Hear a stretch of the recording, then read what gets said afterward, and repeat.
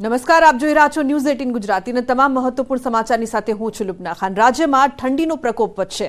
હવામાન વિભાગે આગાહી કરી છે આગામી 3 દિવસ બાદ તાપમાનમાં થશે વધારો।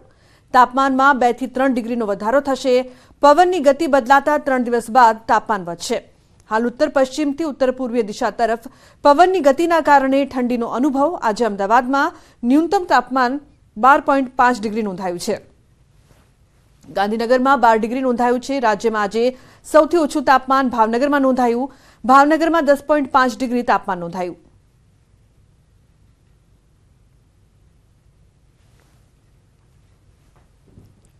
आने वाले 2 दिनों में जो मिनिमम टेम्परेचर होगा वो नो लार्ज चेंज में होगा। उसके बाद 2 से 3 डिग्री सेल्सियस का ग्रेजुअल राइज है। आने वाले मतलब 2 से 3 डिग्री 3 दिन के बाद जो टेम्परेचर बढ़ेगा 2 से 3 डिग्री सेल्सियस, उसमें जो विंड होगी वो नॉर्थ ईस्टर्ली विंड कंपोनेंट ज़्यादा होंगे, जिसके कारण ये टेम्परेचर बढ़ेंगे। તો સુરતમાંથી નકલી જન્મ દાખલાનું કૌભાંડ ઝડપાયું છે। માત્ર 10 રૂપિયામાં બનાવાતા હતા નકલી દાખલા। અલગ અલગ વેબસાઇટ પરથી જન્મ દાખલો બનાવતા દેશવ્યાપી કૌભાંડ બિહારથી ચાલતું હતું। તો ઇલો સેલે કૌભાંડનો પર્દાફાશ કર્યો છે।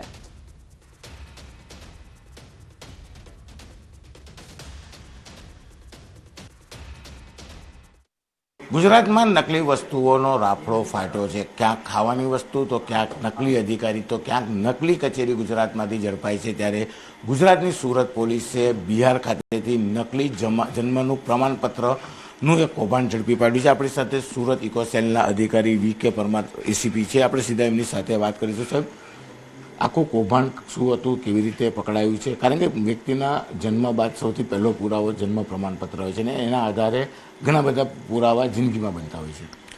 ચોક્કસથી ઇકોનોમિક ઓફેન્સ સેલને સુરતમાં એક આવી બાતમી હકીકત મળી હતી કે fastportal.online નામની એક વેબસાઇટ છે, જે વેબસાઇટ ના સિર્ફ સુરત અને ગુજરાત પણ ઇન્ડિયાના અલગ અલગ સ્ટેટ્સના ખોટા જન્મ પ્રમાણપત્ર બનાવી આપે છે અને એ નજીવી અમાઉન્ટમાં આ ફેક બર્થ સર્ટિફિકેટ્સ બનાવી આપે છે। આવી હકીકત મળતા સુરત મ્યુનિસિપલ કોર્પોરેશનને પણ આની જાણ કરવામાં આવેલ અને મીનવાઇલ એમને પણ આવી જ હકીકત સામે આવતા એમને પણ આની જાણકારી ઇકોનોમિક ઓફેન્સ સેલને આપી હતી અને સમગ્ર તપાસ કરતાં આ જે આખું કૌભાંડ છે, જે દેશવ્યાપી કૌભાંડ છે, એ જજ્જા બિહારથી ચાલતું હતું, જે ઝારખંડ બિહારની બોર્ડર ઉપર આવેલ છે, ત્યાંથી ચાલતું હતું એવી હકીકત સામે આવી છે।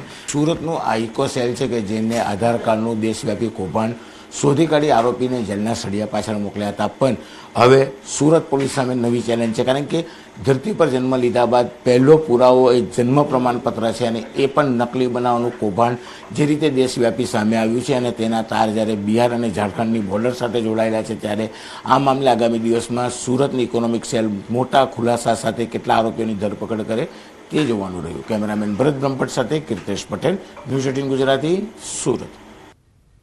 તો અરવલ્લીમાં ડમ્પરની અડફેટે વિદ્યાર્થીનીનું મોત નીપજ્યું છે। અજબપુરાની ધોરણ 11ની વિદ્યાર્થીનીનું મોત શાળાએ જતા દરમિયાન ડમ્પર ચાલકે અડફેટે લીધી। મૃતદેહને પોસ્ટમોર્ટમ માટે મોકલીને વધુ તપાસ હાથ ધરાઈ છે।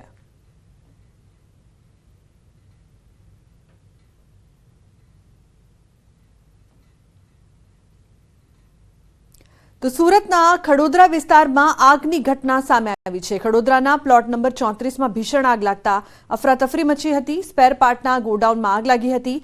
આગના કારણે સંપૂર્ણ માલ બળીને ખાખ થઈ ગયો। ફાયરની ગાડીઓ ઘટના સ્થળે દોડી આવી પાણીનો મારો ચલાવીને આગ પર સંપૂર્ણપણે કાબુ મેળવ્યો છે।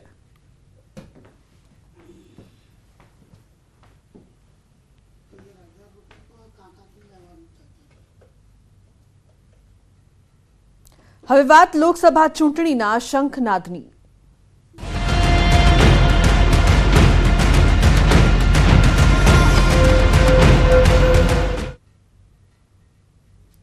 તો અમદાવાદની ધરતી પરથી જેપી નડ્ડાએ વિપક્ષ પર આકરા પ્રહાર કર્યા છે। ઇન્ડિયા ગઠબંધન પર જેપી નડ્ડાએ પ્રહાર કરતા કહ્યું છે કે આ ગઠબંધન પરિવારવાદવાળી છે। પરિવારને બચાવવા માટે તેઓ એક થયા છે।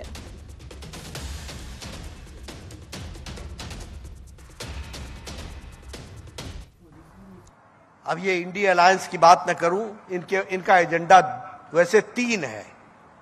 पहला एजेंडा है परिवार बचाओ, दूसरा एजेंडा है प्रॉपर्टी बचाओ और तीसरा एजेंडा है भ्रष्टाचार के आरोपों से बचो। अब बचेंगे कैसे? मोदी जी ने तो लाल किले के प्राचीर से कहा एक भी बेईमान बचेगा नहीं। આ ઉપરાંત નડ્ડાએ સીઆર પાટીલ અને ભૂપેન્દ્ર પટેલને એટલે અભિનંદન આપ્યા, સાથે જ ભાજપ ફર્સ્ટ, ગુજરાત ફર્સ્ટ અને પ્રધાનમંત્રીના નેતૃત્વમાં ઇન્ડિયા ફર્સ્ટનો નારો પણ આપ્યો।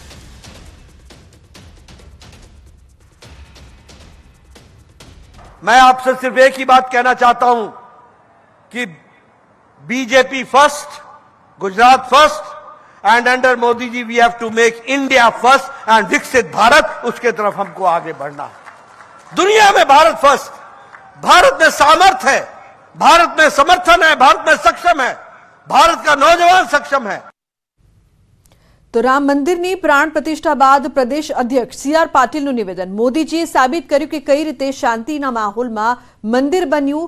રામ રાજ્ય છે એટલે મહેલ જેવું મંદિર બનાવ્યું છે। ટેન્ટમાંથી ભગવાન રામ મહેલમાં બિરાજ્યા છે। મોદી સાહેબે સાબિત કર્યું છે કે આખા દેશના લોકોની અપેક્ષા હતી કે આ મંદિર બનવું જોઈએ, એ એમણે બનાવ્યું છે। ભગવાન રામની આપણે વાત કરીએ છીએ તો રામ ભગવાન હતા, એ તો આપણે માનીએ જ છીએ, પણ સાથે સાથે રામ એ રાજા પણ હતા। તો રાજાને શોભે, રાજાને તો મહેલ શોભે। હમણાં સુધી તો રાજા એ તો ટેન્ટમાં હતા।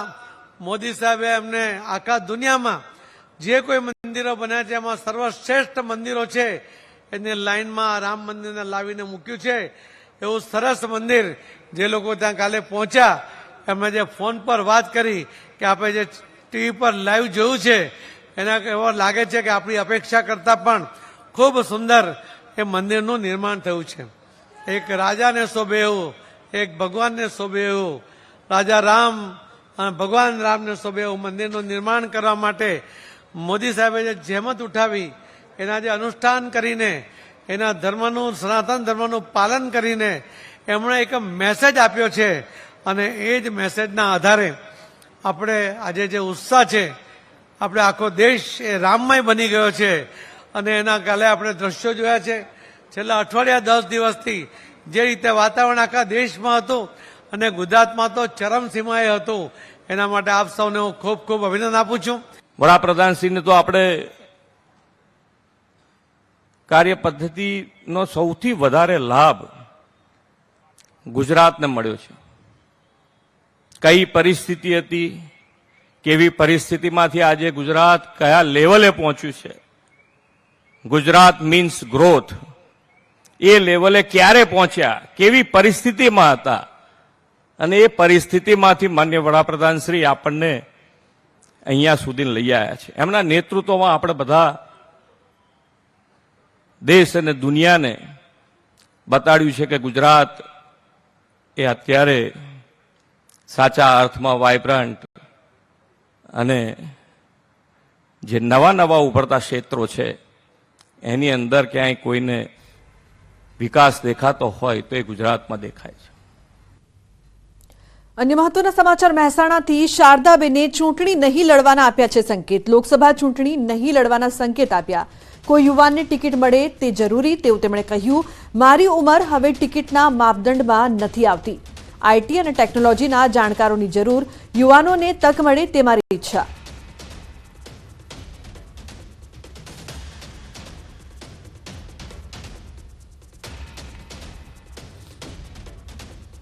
ડેડલાઇન બાંધેલી છે એ પ્રમાણે લગભગ હું 75 થઈ ગઈ, એટલે આશા ન રાખું કે હું મને ટિકિટ આપે। પાર્ટી આપે તો પાર્ટીનો આદેશ બાંધવો જરૂરી છે, પણ આઈ થિંક યંગ લોકોનું હવે જે સાહેબ સાથે હું 5 વર્ષ કામ કરી રહી છું એમાં હું માનું છું કે યંગ બ્લડની વધારે જરૂર છે। જે આઈટી રિલેટેડ જે કાર્યો છે અને ઇન્ટરનેશનલ જે પહેચાન બનાવવાની છે આપણા દેશની, તો મારું આ પર્સનલ વ્યૂ છે કે હંમેશા આ જે સાહેબની વ્યૂ છે એમાં યંગ બ્લડ વધારે સૂટ થશે। તો જેપી નડ્ડાએ લોકસભા ચૂંટણીનું બ્યુગલ ફૂંક્યું છે। 26 બેઠકોના કાર્યાલયનો જેપી નડ્ડાએ વર્ચ્યુઅલી પ્રારંભ કરાવ્યો છે। તેવામાં પાટણમાં પણ કાર્યાલય ખુલ્લું મુકાયું છે। મંત્રી બળવંતસિંહ રાજપૂતે રિબિન કાપી કાર્યાલય ખુલ્લું મૂક્યું છે। આ પ્રસંગે મોટી સંખ્યામાં કાર્યકરો ઉપસ્થિત રહ્યા હતા। આ તરફ જૂનાગઢમાં ભાજપ મધ્યસ્થ કાર્યાલયનું ઉદ્ઘાટન કરાયું. પ્રવાસન મંત્રી મુળુભાઈ બેરા આ પ્રસંગે હાજર રહ્યા હતા. આ તરફ ડાંગ લોકસભા બેઠક પર ભાજપે આજથી ચૂંટણી પ્રચારના શ્રી ગણેશ કર્યા છે અને મધ્યસ્થ ચૂંટણી કાર્યાલયનો આરંભ કરાયો છે.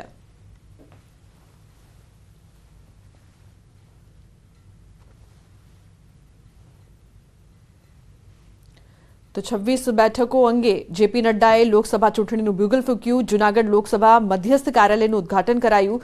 પ્રવાસન મંત્રી મુળુભાઈ બેરા અને કાર્યાલયનું ઉદ્ઘાટન કર્યું હતું.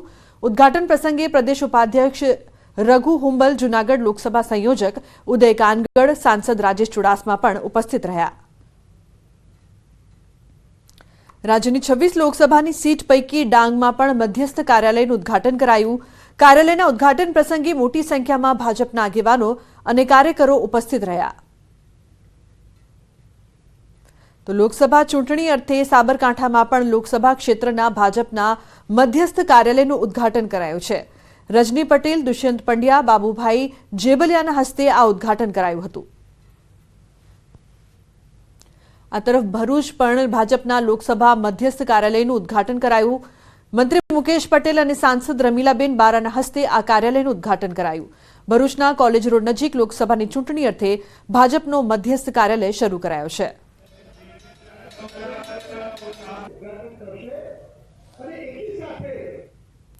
તો ભુજમાં કચ્છ બેઠક માટે ભાજપના લોકસભા ચૂંટણીના મધ્યસ્થ કાર્યાલયનું ઉદ્ઘાટન કરાયું.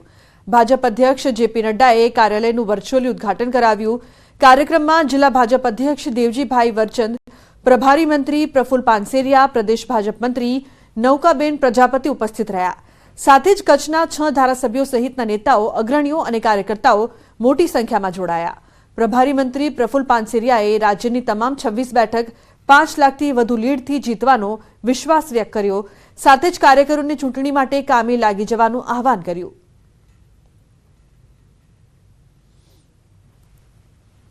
આ સીટ કચ્છમાં કાર્યકર્તાની એકતા, તમામ ધારાસભ્યની સક્રિયતા અને શ્રેષ્ઠ સરકારના કામગીરીના આધારે આ સીટ પણ અમે 5 લાખ ઉપરના લીડથી જીત્યું છે, એવો કાર્યકર્તા સાથેનો મારો સંકલ્પ છે. પૂર્વ ગૃહમંત્રી પ્રદીપસિંહ જાડેજાનું નિવેદન. વડોદરા મધ્યસ્થ કાર્યાલયના ઉદ્ઘાટન સમારોહમાં નિવેદન. લોકસભામાં ભાજપના મતોની ટકાવારીમાં વધારો થાય તેવી આશા. અમે કોઈપણ અપેક્ષા વિના પ્રજા માટે કામ કર્યું. દુનિયા કોઈપણ વડાપ્રધાન પ્રોટોકોલ તોડી પીએમ મોદીનું કરે છે સન્માન.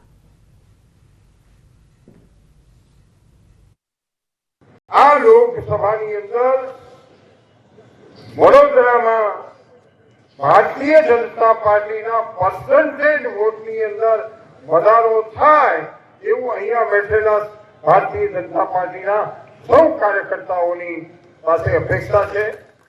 અટલજીની સરકાર હોય કે મોદી સાહેબની સરકાર હોય, એમણે સર્જિકલ સ્ટ્રાઇકના માધ્યમથી ભારતનું સ્વાભિમાન વિશ્વની અંદર વધારવાનું કામ કર્યું હોય તો નરેન્દ્રભાઈ મોદીએ કર્યું. એ દેશના વડાપ્રધાન, રાષ્ટ્રપતિ તમામ પ્રોટોકોલ તોડીને એમને એરપોર્ટ ઉપર લેવા માટે આવે. જ્યારે મોદી સાહેબે પૂછ્યું કે આપનું આ સન્માન કરી રહ્યા છે, ત્યારે એમણે કહ્યું આ મારું સન્માન નથી, આ મારું ગૌરવ નથી, આ 125 કરોડ ભારતીયોનું ગૌરવ અપાયું હોય તો એ મોદી સાહેબે અપાયું. તો ખેડાના કપડવંજના રૂપજીના મુવાડામાં 4 મજૂરો દબાયા. એક મહિલાનું મોત નીપજ્યું, 3 ઈજાગ્રસ્તો સારવાર હેઠળ. તો સુજલામ સુફલામ અંડરગ્રાઉન્ડ પાઇપલાઇનમાં કામ કરતા હતા. જમીનમાં માટી ધસી પડતા દુર્ઘટના સર્જાઈ હતી. 2 મહિલા અને 2 પુરુષ દટાયા હતા. 4 મજૂરો દાહોદ જિલ્લાના હોવાની માહિતી છે. ઈજાગ્રસ્તોને 108 મારફતે હોસ્પિટલમાં સારવાર અર્થે ખસેડવામાં આવ્યા છે. તો એક મહિલાનું મોત નીપજ્યું છે. અંડરગ્રાઉન્ડ પાઇપલાઇનનું કામ ચાલી રહ્યું હતું જે સમયે આ દુર્ઘટના સર્જાઈ. અહીંયા સુજલામ સુફલામનું કેનાલનું કામ ચાલતું હતું. ત્યાં 4 જેવા મજૂરો દટાયેલા, બરાબર. તો એમના તારે કાઢી કપડવંજ હોસ્પિટલ લઈ ગયા. એમાંથી 4 જણમાંથી એક છોકરી ડેમેજ થઈ ગયેલી, મરણ થયેલું છે. તો મહત્વનું છે કે 3 લોકો સારવાર હેઠળ છે. મહત્વનું છે કે જે પ્રકારથી અંડરગ્રાઉન્ડ પાઇપલાઇનનું કામ ચાલી રહ્યું હતું તે સમયે માટી ધસી પડતા આ દુર્ઘટના સર્જાઈ હતી, જેમાં 1 મજૂરનું મોત નીપજ્યું છે. સંવાદદાતા ઉમંગ જોડાયા છે ફોન લાઈન પર વધુ માહિતી આપવા માટે. ઉમંગ, શું વધુ માહિતી છે આ સમગ્ર મામલે? ચોક્કસથી લૂમના વાત કરવામાં આવે તો કપડવંતના જે રૂપાજીના મુવાડા ગામ આવેલું છે ત્યાં આગળ સુજલામ સુફલામ અંતર્ગત પાણીની પાઇપલાઇનનું અંડરગ્રાઉન્ડ કામકાજ ચાલી રહ્યું હતું અને આ દરમિયાન જે માટીની જે દિવાલ જે માટી હતી તે ઘસી પડી હતી, જેની નીચે 4 જેટલા મજૂરો દબાયા હતા, જેમાંથી એક મહિલાનું મોત થયું હોવાના અત્યારે સમાચાર મળી રહ્યા છે અને જે 3 અન્ય મજૂર હતા તેઓને સામાન્ય ઈજા થતા તેઓને બચાવી લેવામાં આવ્યા છે. પરંતુ હાલમાં આ સમગ્ર મામલે અત્યારે ત્યાં જે ગ્રામજનો છે તેમના દ્વારા આજે દબાયેલા મજૂરોને બહાર કાઢી અને તેમને સારવાર અર્થે ખસેડવામાં આવ્યા હતા. જી લૂમના. જી બિલકુલ ઉમંગ, આભાર આ સમગ્ર માહિતી બદલ. તો હાલ 3 મજૂરો સારવાર હેઠળ. સાણંદના સરી ગામે શોભાયાત્રામાં હવામાં ફાયરિંગ. સાણંદ એપીએમસીના ચેરમેનની ફાયરિંગનો વિડીયો વાયરલ થયો છે. ખેંગાલ સોલંકી ફાયરિંગ કરતા નજરે પડ્યા. અગાઉ તે જુગાર રમતા પણ ઝડપાયા હતા. તો ખેંગાલ સોલંકી ફાયરિંગ કરતા નજરે પડ્યા.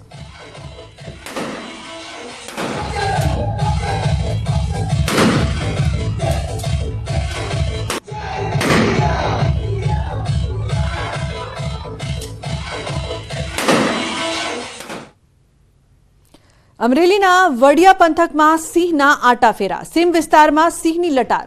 તોરીથી ચૂડા જતા સિંહ કેમેરામાં કેદ થયો. વાહન ચાલકે વિડીયો બનાવીને વાયરલ કર્યો છે. તો સીમ વિસ્તારમાં સિંહની લટાર જોવા મળી.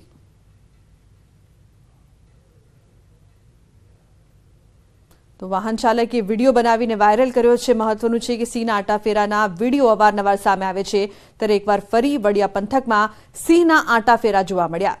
સીમ વિસ્તારમાં સિંહ લટાર મારતો દેખાયો.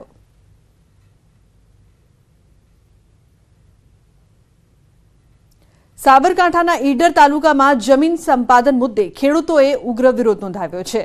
ઈડરના બારડોલીથી મણિયોર ગામની વચ્ચે જમીન સંપાદનને લઈને વિવાદ વકર્યો છે.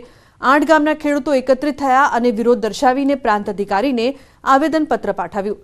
સાથે જ સૂત્રોચ્ચાર પણ કર્યા. નેશનલ હાઈવે 168G માટે રાધનપુર, મહેસાણા, વડનગરથી ઈડર, શામળાજી સુધી જમીનનું સંપાદન કરવામાં આવી રહ્યું છે, જેમાં 170 હેક્ટરમાં 370 ખેડૂતોની જમીનનું સંપાદન કરાઈ રહ્યું છે, જેનો ખેડૂતો વિરોધ કરી રહ્યા છે. સંપાદિત જમીનમાં 10 કુવાઓ અને 25 બોર જવાનો ખેડૂતોને ડર છે. ખેડૂતોની માંગ છે કે જમીન મોટા પાયે ન કપાય, સાથે જ સરકારી જમીન દયા રાખીને સંપાદિત કરવામાં આવે.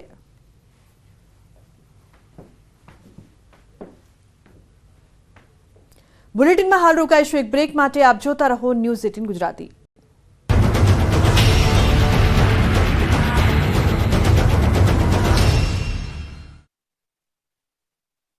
સુપ્રીમ કે 9000 ઐતિહાસિક રામ મંદિરમાં પણ ભવ્ય ઉજવણી કરવામાં આવી. વહેલી સવારે મંદિરને ફૂલોથી શણગારવામાં આવ્યું.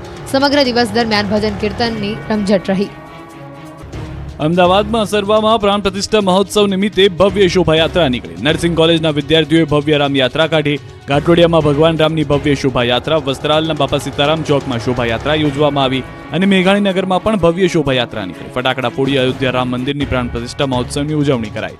તો અમદાવાદ શહેરમાં પણ લોકોએ રામના આગમનની ધામધૂમથી ઉજવણી કરી.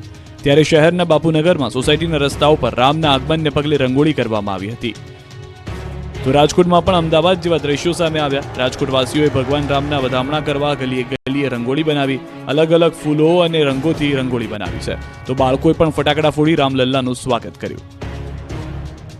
દેવાધિદેવ મહાદેવની નગરી સોમનાથમાં પણ ભગવાન રામના પ્રાણ પ્રતિષ્ઠા મહોત્સવની ધામધૂમથી ઉજવણી કરાઈ. રામ મંદિર ઓડિટોરિયમમાં મોટી સંખ્યામાં ભક્તોએ પ્રાણ પ્રતિષ્ઠાનું જીવંત પ્રસારણ નિહાળ્યું. નાસિક બેન્ડના ઢોલ અને 130 શંખોના નાદ સાથે રામ મંદિર પ્રાણ પ્રતિષ્ઠાની પાવન ક્ષણ ઉજવવામાં આવી. સોમનાથમાં શ્રી રામ મંદિરમાં પુરુષ સૂક્ત, હનુમાન ચાલીસાના પાઠ સાથે અન્નકૂટ અર્પણ કરી મધ્યાહન સમયે મહાઆરતી કરવામાં આવી. તો શ્રી રામ ભોજન પ્રસાદ ભંડારામાં હજારો ભાવિકોએ પ્રસાદ ગ્રહણ કર્યો. રામ મંદિરની પ્રાણ પ્રતિષ્ઠાને લઈને કૃષિ મંત્રી ભક્તિમાં લીન થયા. કુગાવ ગામે નીકળેલી યાત્રામાં રાઘવજી પટેલે નાચી ઉઠ્યા. કૃષિ મંત્રી રાઘવજી પટેલે ભગવા ધ્વજ સાથે નાચતા જોવા મળ્યા. કુગવાવ ગામે જય શ્રી રામના નારા સાથે ગુંજી ઉઠ્યું હતું. તો અયોધ્યાની સાથે જામનગરના પડાણામાં પણ રામ મંદિરમાં પ્રાણ પ્રતિષ્ઠા સમારોહ યોજાયો. રિલાયન્સ ઇન્ડસ્ટ્રીઝે મંદિરનું જીર્ણોદ્ધાર કરાયા બાદ તેમાં ભગવાન શ્રી રામ, માતા સીતા, લક્ષ્મણ અને હનુમાનજીની પ્રાણ પ્રતિષ્ઠા કરાઈ. ગામમાં 3 દિવસ ભવ્ય આયોજન કરાયું, જે મહોત્સવ પ્રતિષ્ઠા બાદ સંપન્ન થયો. મહેસાણાના ઊંઝાના કંથરાવી ગામે પણ ભવ્ય શોભાયાત્રાનું આયોજન કરાયું. આખું ગામ ગરબે ઘૂમ્યું હતું તથા ગામના દાતાઓ દ્વારા સમસ્ત ગ્રામવાસીઓ માટે ભોજનની સુંદર વ્યવસ્થા પણ કરવામાં આવી હતી. વાપી જિલ્લાભરમાં ઠેર ઠેર ભગવાન રામની શોભાયાત્રા યોજાઈ હતી, ત્યારે વાપીના અંબાજી મંદિરમાં પણ અનેક ધાર્મિક કાર્યક્રમોનું આયોજન કરવામાં આવ્યું હતું. સાબરકાંઠા હિંમતનગરના પીપળી કંપાથી ભવ્ય શોભાયાત્રા નીકળી. 400 બાઇક, 30 ગાડી, ટ્રેક્ટર સહિત મોટી સંખ્યામાં યુવાનો, બાળકો, મહિલાઓ જોડાયા. ભુજના હમીરસરમાં અનોખી રીતે ઉજવણી થઈ. રામલલ્લાને નૌકા વિહાર કરાવ્યા. ભુજના રામધૂનમાં બપોરે મહાઆરતી થયા બાદ ભગવાન શ્રીરામે હનુમાનજી અને ભજન મંડળી સાથે બોટમાં નૌકા વિહાર કરી. 4 ફૂટ લાંબી અને 1.5 ફૂટ પહોળા લાકડાના જહાજ એવા કચ્છ કેસર MNV 1969માં બિરાજમાન કરી ભુજના હૃદયસમા હમીરસર તળાવમાં નૌકા વિહાર કરવામાં આવ્યો હતો. ગુજરાત રામમય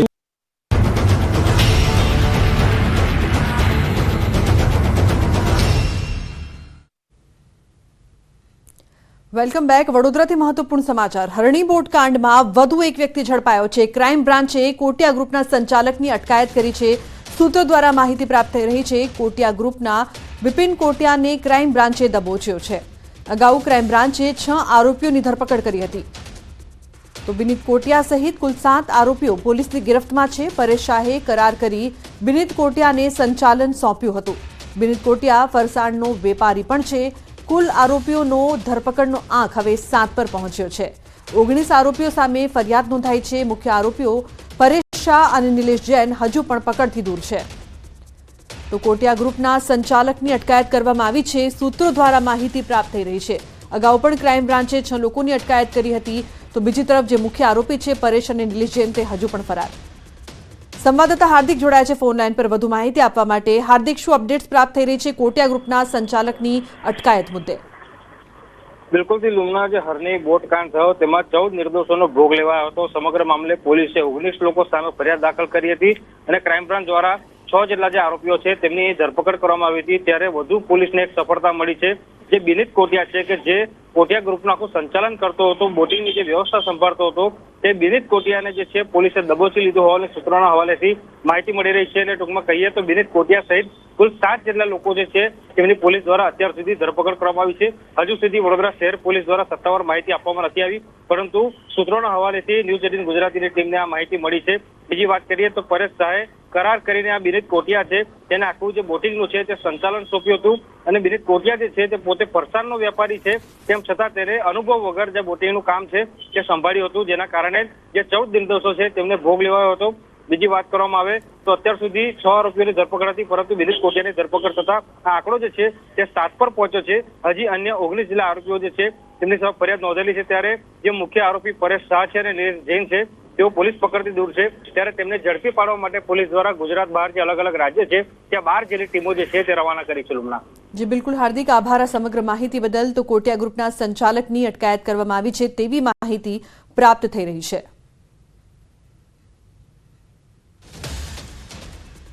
ગોંડલના 17માં રાજવી હિમાંશુજી સિંહનો રાજ્યાભિષેક કરાયો છે. સિંહાસનની પૂજા ઉપરાંત પવિત્ર જળ વડે અભિષેક બાદ વૈદિક મંત્રોચ્ચાર સાથે રાજવી હિમાંશુસિંહજી રાજસિંહાસન પર બિરાજમાન થયા હતા. અયોધ્યામાં યોજાયેલા ભવ્ય રામ મહોત્સવ નિમિત્તે રાજ્યાભિષેક પહેલા રાજવી હિમાંશુસિંહજીએ ભગવાન શ્રી રામના વેશમાં આવેલા 1008 બાળકોનું પૂજન કર્યું હતું. રાજવી પરંપરા મુજબ પ્રથમ કુલગુરુ દ્વારા અને ત્યારબાદ રાજ્યના ગૌર શાસ્ત્રીજી રાજમાતા બ્રાહ્મણ તથા જાડેજાના દીકરીએ રાજવીને તિલક કર્યા હતા.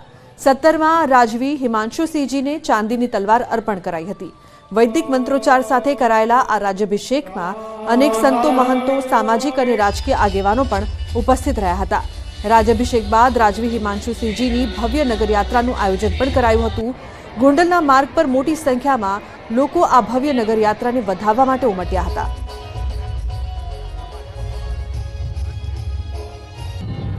ત્યારે મહારાજા સાહેબે પોતે સંકલ્પ કર્યો હતો કે 1008 રામના વધામણા કરી અને પછી રાજ્યાભિષેકમાં પધારશું. જ્યારે ભગવાન રામના વધામણા કરી અને ખાસ કરીને રાજ્યાભિષેક અને રાજ તિલકમાં પધારવાનો મહારાજા સાહેબનો સંકલ્પ પણ આજે પૂરો થયો છે.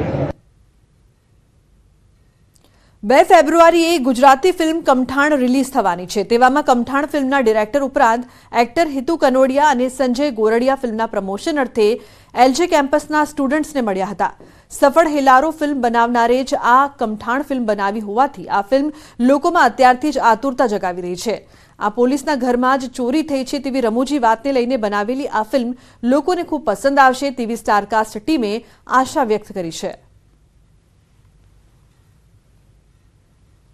કે હેલારો જેમણે બનાવીને નેશનલ એવોર્ડ જે લઈને આવ્યા એ મેકર્સ આ ફિલ્મ બનાવી રહ્યા હતા. જે ફિલ્મ જોશો ને ત્યારે તમને ખબર પડશે કે કેટલી મજાની clean, the comedy, the dark humour behind it, બધી જ રીતે એકદમ મસ્ત. એક કહેવાય કે કમ્પ્લીટ ફિલ્મ જે ગુજરાતી માટે બહુ ઓછી બનતી હોય છે એમાંની આ એક ફિલ્મ છે. આવા બીજા 50 કેરેક્ટરો છે, જાત જાતના સમાજસેવિકા બેન છે ને એક પત્રકાર પણ છે ને દારૂની ભઠ્ઠી ચડાવતી બાઈ પણ છે ને તો યુ સી એટલે મજા છે સાહેબ, મજા. એટલે ચોરનું પાત્ર હું કરું છું અને પીઆઈ સાહેબનું પાત્ર હિતુભાઈ કનોડિયા કરી રહ્યા છે. તો બુલેટિનમાં હાલ બસ આટલું જ. તમામ મહત્વપૂર્ણ સમાચાર માટે આપ જોતા રહો ન્યૂઝ 18 ગુજરાતી. નમસ્કાર.